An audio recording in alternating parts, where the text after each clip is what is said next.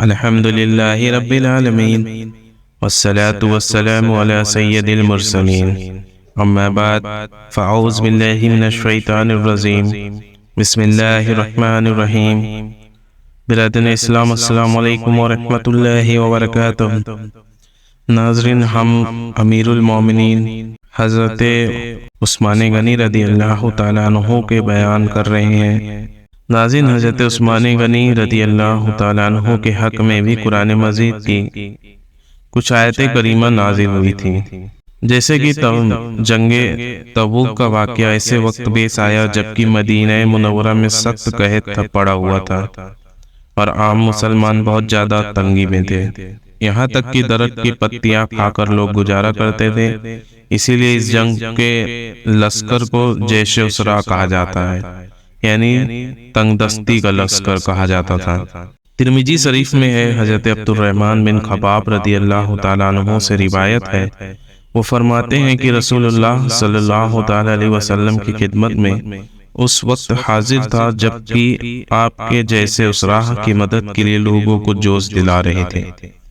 تو اس پہ حضرت عثمان غنی رضی اللہ تعالیٰ عنہ آپ کے پرجوش لفظ سن کر کھڑے ہوئے اور عرض کیا، یا رسول اللہ صلی اللہ تعالیٰ علیہ وسلم، میں 100 اونٹ پلان اور سامان کے ساتھ اللہ کی راہ میں پیش کروں گا۔ اس کے بعد پھر حضور صلی اللہ تعالیٰ علیہ وسلم نے صحابہ کرام علیہم رضوان کو سامان لشکر کے بارے میں ترکیب دی اور امداد کے لیے متوجہ فرمایا، تو پھر حضرت عثمان غنی رضی اللہ تعالیٰ عنہ کھڑے ہوئے اور عرض کیا، یا رسول اللہ صلی اللہ تعالیٰ علیہ وسلم، میں 200 اونٹ ماں ساجو سامان اللہ کے رستے میں نذر کروں گا۔ اس کے بعد پھر رسول کریم صلی اللہ تعالیٰ علیہ وسلم نے سامان جنگ کی تندرستی اور فراہمانی کے طرف مسلمانوں کو رغبت دلائی۔ پھر حضرت عثمان غنی رضی اللہ تعالیٰ عنہ کھڑے ہوئے اور عرض کیا، یا رسول اللہ صلی اللہ تعالیٰ علیہ وسلم، میں 300 اونٹ پلان اور سامان کے ساتھ خدا تعالیٰ کی راہ میں حاضر کروں گا۔ حدیث کے راوی حضرت عبد الرحمن بن خباب رضی اللہ تعالیٰ عنہ فرماتے ہیں، میں نے دیکھا کہ حضور صلی اللہ تعالیٰ علیہ وسلم منبر سے اترتے جاتے تھے اور فرماتے جاتے تھے، ما آل عثمان ما عامل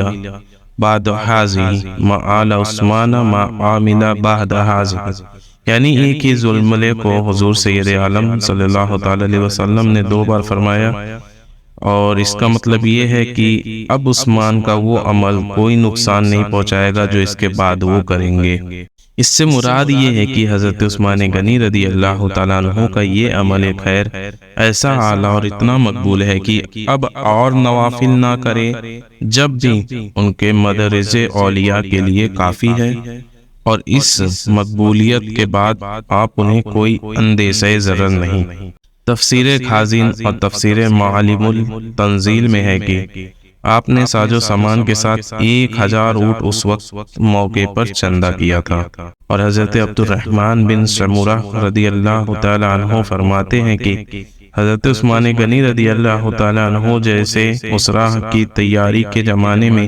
1000 دینار اپنے کرتے کی آستین میں بھر کر لائے۔ ناظرین، دینار 4.5 ماسہ سونے کا ایک سکہ ہوتا تھا۔ ان دیناروں کو آپ نے رسول مقبول صلی اللہ تعالیٰ علیہ وسلم کی گود میں ڈال دیا۔ راوی حدیث حضرت عبد الرحمن بن سمورہ رضی اللہ تعالیٰ عنہ فرماتے ہیں، میں نے دیکھا کہ نبی کریم صلی اللہ تعالیٰ علیہ وسلم ان دیناروں کو اپنی گود میں الٹ پلٹ کر دیکھتے جاتے تھے اور فرماتے جاتے تھے، ما ضر عثمان ما عامل بعد اليوم المرتين، یعنی آج کے بعد عثمان کو ان کا کوئی عمل نقصان نہیں پہنچائے گا۔ سرکار اقدس صلی اللہ تعالی علیہ وسلم نے ان کے بارے میں اس جملے کو 2 بار فرمایا۔ اس کا مطلب یہ تھا کہ فرض کر لیا جائے، پہلے تو آپ یہ جان لیں کہ ہم صحابی رسول کو خطاگار نہیں ٹھہراتے، اگر ان سے کوئی خطا ہوتی بھی ہے تو وہ ہماری اصلاح کے لیے ہوتی ہے۔ اس لیے اگر فرض کر لیا جائے کہ اگر حضرت عثمان غنی رضی اللہ تعالیٰ عنہ سے کوئی خطا واقع ہو تو آج کا ان کا یہ عمل ان کی خطا کے لیے کفارہ بن جائے گا۔ تفسیر خازن اور تفسیر معالم التنزیل میں ہے کہ جب حضرت عثمان غنی رضی اللہ تعالیٰ عنہ نے جیسے اسراہ کی اس طرح مدد فرمائی کہ 1000 اونٹ ساجو سامان کے ساتھ پیش فرمایا اور 1000 دینار بھی چندہ دیا، اور حضرت عبد الرحمن بن عوف رضی اللہ تعالیٰ عنہ نے صدقے کے 4000 درہم بارگاہ رسالت صلی اللہ تعالیٰ علیہ وسلم میں پیش کیے، تو ان دونوں حضرات کے بارے میں قرآن کریم کی یہ آیت کریمہ نازل ہوئی، جس میں رب تعالیٰ ارشاد فرماتا ہے الذین ينفقون اموالهم فی سبیل اللہ ثم لا یتبعون ما انفقوا منا ولا عزا لهم اجرهم عند ربهم ولا خوف علیہم ولا هم يحزنون۔ اس میں رب ارشاد فرماتا ہے جو لوگ اپنے مال کو اللہ کی راہ میں خرچ کرتے ہیں، پھر دینے کے بعد نہ احسان رکھتے ہیں اور نہ تکلیف دیتے ہیں، تو ان کا اجر و ثواب ان کے رب کے پاس ہے، اور نہ ان پر کوئی خوف طاری ہوگا اور نہ وہ غمگین ہوں گے۔ یہ پارہ نمبر 3 اور رکو نمبر 4 کی آیت ہے۔ حضرت صدر الافضل مولانا سید محمد نعیم الدین مراد آبادی رحمۃ اللہ تعالی علیہ نے بھی اپنی تفسیر خزائن العرفان میں تحریر فرمایا ہے کہ یہ آیت مبارکہ حضرت عثمان غنی رضی اللہ تعالیٰ عنہ اور حضرت عبد الرحمن بن عوف رضی اللہ تعالیٰ عنہ کے حق میں نازل ہوئی۔ حضرت سہل بن سعد رضی اللہ تعالیٰ عنہ سے روایت ہے کہ ایک روز نبی کریم صلی اللہ تعالیٰ علیہ وسلم، حضرت ابو بکر صدیق، حضرت عمر فاروق اعظم، حضرت عثمان غنی رضی اللہ تعالیٰ عنہ احد پہاڑ پر تھے کہ یکایک وہ ہلنے لگا، تو رسول اللہ صلی اللہ تعالیٰ علیہ وسلم نے فرمایا انثبت احد ما علیک الا نبی او صدیق او شہیدان، یعنی اے احد تو ٹھہر جا کہ تیرے اوپر صرف ایک نبی یا صدیق یا 2 شہید ہیں۔ تو اس حدیث شریف سے معلوم ہوا کہ حضور سید عالم صلی اللہ تعالیٰ علیہ وسلم پہاڑوں پر بھی اپنا حکم نافذ فرماتے تھے، اور یہ بات بھی ثابت ہوئی خدا تعالیٰ نے آپ کو علم غیب عطا فرمایا تھا کہ برسوں پہلے حضرت عمر فاروق اعظم اور حضرت عثمان غنی رضی اللہ تعالیٰ عنہما کے شہید ہونے کے بارے میں حضور صلی اللہ تعالیٰ علیہ وسلم پہلے ہی خبر دے رہے ہیں۔ اعلیٰ حضرت امام احمد رضا فاضل بریلی علیہ رحمہ فرماتے ہیں اور کوئی غیب کیا تم سے نہاں ہو بھلا، اور کوئی غیب کیا تم سے نہاں ہو بھلا، جب خدا ہی نہ چھپا تم پہ کروڑوں درود۔ یعنی اس میں اعلیٰ حضرت فرماتے ہیں کہ سب سے بڑا غیب تو اللہ ہے، جب حضور نے اللہ ہی کو دیکھ لیا تو پھر پیچھے کیا باقی رہ جاتا ہے۔ حضرت عثمان غنی رضی اللہ تعالیٰ عنہ خوب جانتے تھے کہ ایک ندی کا بہتا ہوا ڈھارا بھی رک سکتا ہے، درخت اپنی جگہ سے ہٹ سکتا ہے، بلکہ پہاڑ بھی اپنی جگہ سے ٹل سکتا ہے، مگر اللہ کے محبوب صلی اللہ تعالیٰ علیہ وسلم کا فرمان نہیں ٹل سکتا۔ اس لیے آپ رضی اللہ تعالیٰ عنہ اپنی شہادت کا انتظار کرنے لگے۔ تو یہ اور ان کے علاوہ دوسرے لوگ بھی اپنی شہادت کے منتظر تھے، جیسے کہ دولہا و دلہن اپنی شادی کی تاریخ کے منتظر ہوتے ہیں۔ تو ان کے حق میں یہ آیت کریمہ نازل ہوئی جس میں رب تعالیٰ نے ارشاد فرمایا فَمِنْهُمْ مَنْ قَضَىٰ نَحْبَهُ وَمِنْهُمْ مَن يَنتَظِرُ۔ تو ان میں سے کوئی وہ ہے جو اپنی منت پوری کر چکا، جیسے حضرت حمزہ و مصعب رضی اللہ تعالیٰ عنہما، اور کہ یہ لوگ جہاد پر ثابت رہیں یہاں تک کہ جنگ احد میں شہید ہو گئے، اور ان میں سے کوئی وہ ہے جو اپنی سعادت کا انتظار کر رہا ہے، جیسے حضرت عثمان اور حضرت طلحہ رضی اللہ تعالی عنہما ہے۔ ناظرین، حضرت علامہ اسماعیل حقی رحمۃ اللہ تعالی علیہ تحریر فرماتے ہیں کہ مدینہ منورہ میں ایک منافق رہتا تھا، اس کا درخت ایک انصاری پڑوسی کے مکان پر جھکا ہوا تھا جس کا پھل ان کے مکان میں گرتا تھا۔ انصاری نے سرکار اقدس صلی اللہ تعالی علیہ وسلم سے اس کا ذکر کیا۔ اس وقت تک منافق کا نکاف لوگوں پر ظاہر نہیں ہوا تھا، یعنی لوگوں کو پتہ نہیں تھا کہ یہ منافق ہے، بظاہر کلمہ پڑھتا ہے۔ حضور صلی اللہ تعالی علیہ وسلم نے اس سے فرمایا کہ تم درخت انصاری کے ہاتھ بیچ ڈالو، اس کے بدلے تمہیں جنت میں درخت ملے گا۔ اگر یہ کوئی مومن ہوتا تو فوراً سودا کرتا، لیکن وہ تو منافق تھا، اس کو کہا یقین تھا سب باتوں پہ، تو اس نے فوراً انکار کر دیا۔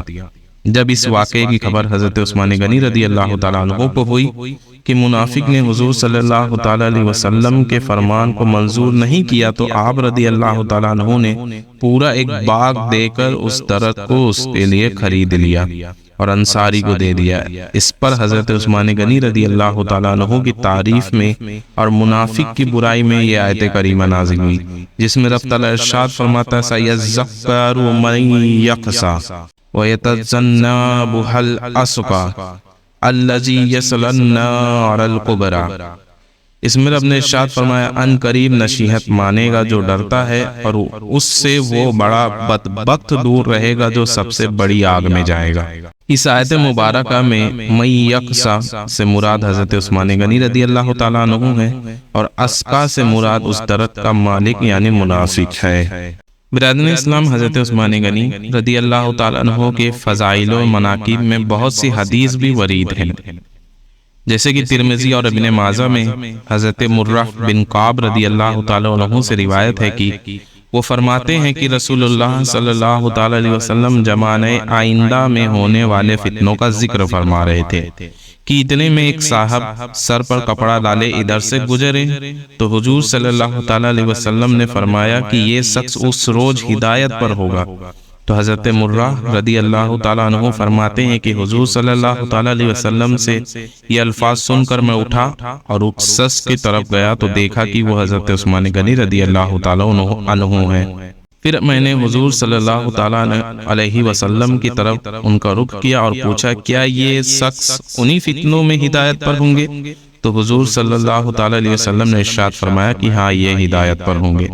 اور ترمذی میں حضرت ابن عمر رضی اللہ تعالیٰ عنہما سے روایت ہے کہ وہ فرماتے ہیں کہ رسول مقبول صلی اللہ تعالیٰ علیہ وسلم نے مستقبل میں ہونے والے فتنوں کا ذکر کیا تو ارشاد فرمایا کہ یہ شخص اس فتنے میں ظلم سے قتل کیا جائے گا۔ یہ کہتے ہوئے آپ صلی اللہ تعالیٰ علیہ وسلم نے حضرت عثمان غنی رضی اللہ تعالیٰ عنہ کی طرف اشارہ بھی فرمایا۔ اور بخاری و مسلم میں حضرت ابو موسیٰ اشعری رضی اللہ تعالیٰ عنہ سے روایت ہے، وہ فرماتے ہیں کہ میں مدینہ طیبہ کے ایک باغ میں رسول اللہ صلی اللہ تعالیٰ علیہ وسلم کے ہمراہ تھا کہ ایک صاحب آئے اور اس باغ کا دروازہ کھلوایا تو نبی کریم صلی اللہ تعالیٰ علیہ وسلم نے فرمایا افتح لہا وبشرہ بالجنہ، یعنی دروازہ کھول دو اور آنے والے شخص کو جنت کی بشارت دے دو۔ میں نے دروازہ کھولا تو دیکھا کہ وہ حضرت ابوبکر صدیق رضی اللہ تعالیٰ عنہ ہے۔ میں نے ان کو حضور صلی اللہ تعالیٰ علیہ وسلم کے فرمان سے مطابق جنت کی خوشخبری دے دی۔ اس پر حضرت ابوبکر صدیق رضی اللہ تعالیٰ عنہ خدا تعالیٰ کا شکر ادا کیا اور اس کی حمد و ثنا کی۔ پھر ایک اور صاحب آئے اور انہوں نے بھی دروازہ کھلوایا تو حضور صلی اللہ تعالیٰ علیہ وسلم نے فرمایا افتحوا لہ وبشروا بالجنہ، یعنی ان کے لیے بھی دروازہ کھول دو اور ان کو بھی جنت کی بشارت دے دو۔ میں نے دروازہ کھولا تو دیکھا وہ حضرت عمر فاروق اعظم رضی اللہ تعالیٰ عنہ ہیں، اور میں نے ان کو رسول اللہ صلی اللہ تعالیٰ علیہ وسلم کی خوشخبری سے مطلع کیا۔ انہوں نے خدا عز و جل کی حمد و ثنا کی اور اس کا شکر ادا کیا۔ پھر ایک تیسرے صاحب نے دروازہ کھلوایا تو نبی کریم صلی اللہ تعالیٰ علیہ وسلم نے ارشاد فرمایا افتح لہ وبشرہ بالجنہ علی بلوی تصب، یعنی آنے والے کے لیے دروازہ کھول دو اور اسے ان مصیبتوں پر جو اس شخص کو پہنچے گی اور جنت کی خوشخبری دے دو۔ تو راوی حدیث حضرت ابو موسیٰ اشعری رضی اللہ تعالیٰ عنہ فرماتے ہیں کہ میں نے دروازہ کھولا تو دیکھا آنے والے شخص حضرت عثمان غنی رضی اللہ تعالیٰ عنہ ہیں۔ میں نے ان کو رسول اللہ صلی اللہ تعالیٰ علیہ وسلم کے ارشاد سے مطابق خوشخبری دی اور حضور صلی اللہ تعالیٰ علیہ وسلم کے فرمان سے ان کو آگاہ کیا۔ انہوں نے خدا تعالیٰ کی حمد و ثنا کی، اس کا شکر ادا کیا اور فرمایا آنے والی مصیبتوں پر اللہ تعالیٰ سے مدد طلب کی جاتی ہے۔ ناظرین، مسلم شریف میں حضرت عائشہ صدیقہ رضی اللہ تعالیٰ عنہا سے روایت ہے کہ وہ فرماتی ہیں کہ ایک روز رسول اللہ صلی اللہ تعالیٰ علیہ وسلم اپنے مکان میں لیٹے ہوئے تھے اور آپ کی ران یا پنڈلی مبارک سے کپڑا ہٹا ہوا تھا۔ اتنے میں حضرت ابوبکر صدیق رضی اللہ تعالیٰ عنہ آئے اور انہوں نے حاضری کی اجازت چاہی تو حضور صلی اللہ تعالیٰ علیہ وسلم نے ان کو بلایا اور وہ اندر آ گئے، مگر حضور صلی اللہ تعالیٰ علیہ وسلم اسی طرح لیٹے رہے اور گفتگو فرماتے رہے۔ اس کے بعد حضرت عمر رضی اللہ تعالیٰ عنہ ابھی آئے انہوں نے اندر آنے کی اجازت طلب کی تو حضور صلی اللہ تعالیٰ علیہ وسلم نے ان کو بھی اجازت دے دی اور وہ بھی اندر آ گئے، لیکن حضور صلی اللہ تعالیٰ علیہ وسلم پھر بھی بدستور اسی طرح لیٹے رہے، یعنی ران یا پنڈلی سے کپڑا ہٹا رہا۔ پھر حضرت عثمان غنی رضی اللہ تعالیٰ عنہ آ گئے، آپ نے اندر آنے کی اجازت چاہی تو حضور صلی اللہ تعالیٰ علیہ وسلم اٹھ کر بیٹھ گئے اور کپڑوں کو درست کیا۔ اس کے بعد حضرت عثمان غنی رضی اللہ تعالیٰ عنہ کو اندر آنے کی اجازت محرمت فرمائی۔ راوی حدیث حضرت صدیقہ عائشہ رضی اللہ تعالیٰ عنہ فرماتی ہیں کہ جب یہ لوگ چلے گئے تو میں نے حضور صلی اللہ تعالیٰ علیہ وسلم سے دریافت کیا، یا رسول اللہ صلی اللہ تعالیٰ علیہ وسلم، کیا وجہ ہے کہ میرے باپ حضرت صدیق اکبر رضی اللہ تعالیٰ عنہ آئے تو آپ صلی اللہ تعالیٰ علیہ وسلم بدستور لیٹے رہے، پھر حضرت فاروق اعظم رضی اللہ تعالیٰ عنہ آئے مگر آپ صلی اللہ تعالیٰ علیہ وسلم بدستور لیٹے رہے اور جنبش بھی نہیں فرمائی، لیکن جب حضرت عثمان غنی رضی اللہ تعالیٰ عنہ آئے تو آپ اٹھ کر بیٹھ گئے اور کپڑوں کو درست کر لیا۔ اس بات پر حضرت عائشہ صدیقہ رضی اللہ تعالیٰ عنہ کے اس سوال کے جواب میں سرکار اقدس صلی اللہ تعالیٰ علیہ وسلم نے ارشاد فرمایا، الا استحی من رجلی تستحی من الملائکہ، یعنی کیا میں اس شخص سے حیا نہ کروں جس سے اللہ کے فرشتے بھی حیا کرتے ہیں؟ اور اسی شان میں اللہ کے رسول نے فرمایا کہ جب قیامت کا دن قائم ہوگا، حساب و کتاب شروع ہوگا تو اس دن سب سے پہلے مجھے بلایا جائے گا، ابو بکر کو بلایا جائے گا، عمر فاروق کو بلایا جائے گا اور حضرت علی شیر خدا کرم اللہ تعالی وجہہ الکریم کو بلایا جائے گا حساب کتاب کے لیے۔ تو صحابہ نے پوچھا، یا رسول اللہ آپ سے کیا پوچھا جائے گا؟ تو حضور نے فرمایا، مجھ سے میری رسالت کے بارے میں پوچھا جائے گا، ابو بکر سے اس کی خلافت کے بارے میں پوچھا جائے گا، عمر سے عدل کے بارے میں پوچھا جائے گا اور علی سے بھی ان کی خلافت کے بارے میں پوچھا جائے گا۔ تو اس پر صحابہ نے کہا کہ یا رسول اللہ آپ نے عثمان غنی کا نام نہیں لیا، تو عثمان غنی کا کیا ہوگا؟ تو اس پہ نبی کریم صلی اللہ تعالیٰ علیہ وسلم نے ارشاد فرمایا کہ میں نے بھی یہ سوال اللہ سے کیا تھا کہ یا اللہ میرے عثمان کا کیا ہوگا؟ تو اللہ نے ارشاد فرمایا، اے میرے محبوب، عثمان اتنا حیا کرتا ہے کہ مجھے اس سے سوال جواب کرنے میں بھی حیا آتی ہے، لہٰذا میں اسے بنا حساب کتاب کے جنت میں داخل کر دوں گا۔ سبحان اللہ، حضرت عثمان غنی رضی اللہ تعالیٰ عنہ کا درجہ کیا ہی بلند والا اور عظمت والا ہے کہ فرشتے آپ سے حیا کرتے ہیں، یہاں تک کہ حضور کے فرمان کے مطابق رب نے بھی فرمایا کہ مجھے ان سے سوال کرنے میں حیا آتی ہے۔ برادر اسلام، ترمذی شریف میں حضرت انس رضی اللہ تعالیٰ عنہ سے روایت ہے کہ وہ فرماتے ہیں کہ جب رسول اللہ صلی اللہ تعالیٰ علیہ وسلم نے مقام حدیبیہ میں بیعت رضوان کا حکم فرمایا، اس وقت حضرت عثمان غنی رضی اللہ تعالیٰ عنہ حضور صلی اللہ تعالیٰ علیہ وسلم کے قاصد کی حیثیت سے مکہ معظمہ گئے ہوئے تھے۔ لوگوں نے حضور صلی اللہ تعالیٰ علیہ وسلم کے ہاتھ پر بیعت کی۔ جب سب لوگ بیعت کر چکے تو رسول مقبول صلی اللہ تعالیٰ علیہ وسلم نے عثمان خدا اور رسول خدا صلی اللہ تعالیٰ علیہ وسلم کے کام سے گئے ہوئے ہیں، پھر اپنا ایک ہاتھ دوسرے ہاتھ پر مارا، یعنی حضرت عثمان غنی رضی اللہ تعالیٰ عنہ کی طرف سے خود بیعت فرمائی، لہٰذا رسول اللہ صلی اللہ تعالیٰ علیہ وسلم کا مبارک ہاتھ حضرت عثمان غنی رضی اللہ تعالیٰ عنہ کے لیے ان ہاتھوں سے بہتر ہے جنہوں نے اپنے ہاتھوں سے اپنے لیے بیعت کی۔ حضرت شیخ عبدالحق محدث دہلوی بخاری علیہ رحمہ اسیات اللمعات میں اس حدیث کے تحت تحریر فرماتے ہیں کہ سرکار اقدس صلی اللہ تعالیٰ علیہ وسلم نے اپنے دست مبارک کو حضرت عثمان غنی رضی اللہ تعالیٰ عنہ کا ہاتھ قرار دیا۔ یہ وہ فضیلت ہے جو حضرت عثمان غنی رضی اللہ تعالیٰ عنہ کے ہی ساتھ خاص ہے، یعنی اس فضیلت سے ان کے سوا کوئی اور دوسرا صحابی کبھی مشرف نہیں ہوا۔ ترمذی شریف اور ابن ماجہ میں حضرت عائشہ صدیقہ رضی اللہ تعالیٰ عنہ سے روایت ہے کہ نبی کریم صلی اللہ تعالیٰ علیہ وسلم نے ایک روز حضرت عثمان غنی رضی اللہ تعالیٰ عنہ سے فرمایا کہ اے عثمان، خدا تعالیٰ تجھ کو ایک قمیض پہنائے گا، یعنی خلافت سے سرفراز فرمائے گا،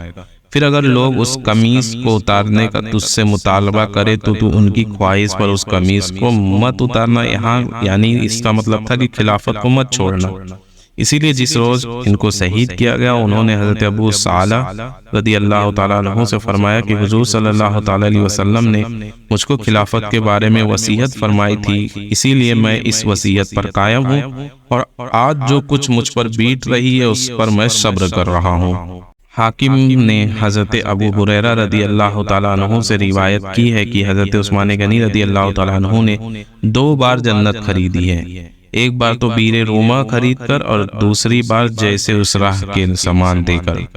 ناظرین، جیسے اس راہ کا بیان تو میں بھی کر چکا ہوں، لیکن بیر روما کی بیان کچھ اس طرح ہے کہ جب سرکار اقدس صلی اللہ تعالیٰ علیہ وسلم مکہ معظمہ سے ہجرت فرما کر مدینہ طیبہ تشریف لے گئے تو اس زمانے میں وہاں بیار روما کے علاوہ اور کسی کے کنویں میں پانی میٹھا نہیں تھا۔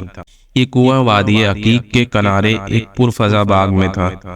جو مدینہ طیبہ سے تقریباً 4 کلومیٹر کے فاصلے پر تھا۔ اس کنویں کا مالک ایک یہودی تھا جو اس کا پانی فروخت کیا کرتا تھا، یعنی بیچتا تھا،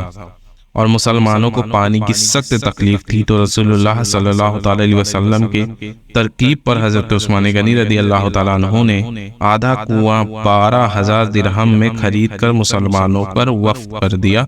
اور طے یہ پایا کہ ایک روز مسلمان پانی بھریں گے اور دوسرے دن یہودی۔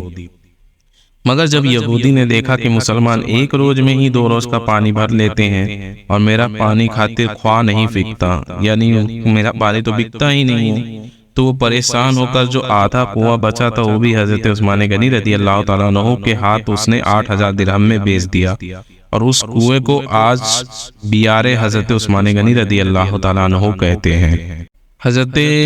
عثمان بن عبداللہ بن موہب رضی اللہ تعالیٰ عنہ فرماتے ہیں کہ مصر کا رہنے والا ایک شخص حج کے ارادے سے بیت اللہ شریف آیا۔ اس نے ایک جگہ کچھ لوگوں کو بیٹھے ہوئے دیکھا تو پوچھا کہ یہ کون لوگ ہیں؟ جواب دیا گیا کہ یہ لوگ قریش ہیں۔ تو اس نے پوچھا کہ ان لوگوں کا شیخ کون ہے؟ جواب دیا گیا کہ ان لوگوں کا شیخ حضرت عبداللہ بن عمر رضی اللہ تعالیٰ عنہما ہے۔ اب اس حضرت ابن عمر رضی اللہ تعالیٰ عنہ کی طرف متوجہ ہو کر کہا کہ اے ابن عمر، میں کچھ سوالات کرنا چاہتا ہوں، آپ اس کا جواب دے دیں۔ کیا آپ کو معلوم ہے کہ عثمان احد کی جنگ سے بھاگ گئے تھے؟ تو حضرت ابن عمر رضی اللہ تعالیٰ عنہ نے فرمایا کہ ہاں ایسا ہوا تھا۔ پھر اس شخص نے دریافت کیا کہ آپ کو معلوم ہے کہ بدر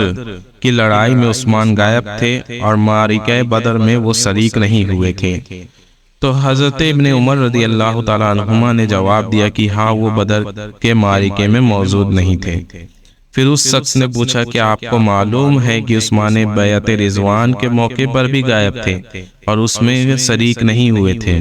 حضرت ابن عمر رضی اللہ تعالیٰ عنہ نے فرمایا کہ ہاں وہ بیعت رضوان کے موقع پر بھی موجود نہیں تھے اور اس میں شامل نہیں تھے۔ حضرت ابن عمر رضی اللہ تعالیٰ عنہ کے سے ان تینوں باتوں کی تصدیق سن کر اس شخص نے اللہ اکبر کہا۔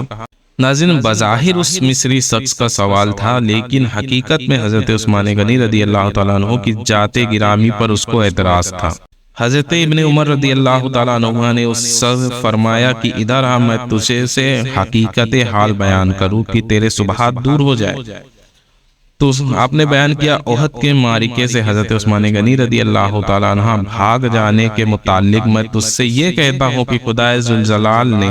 ان کی اس غلطی کو معاف فرما دیا ہے،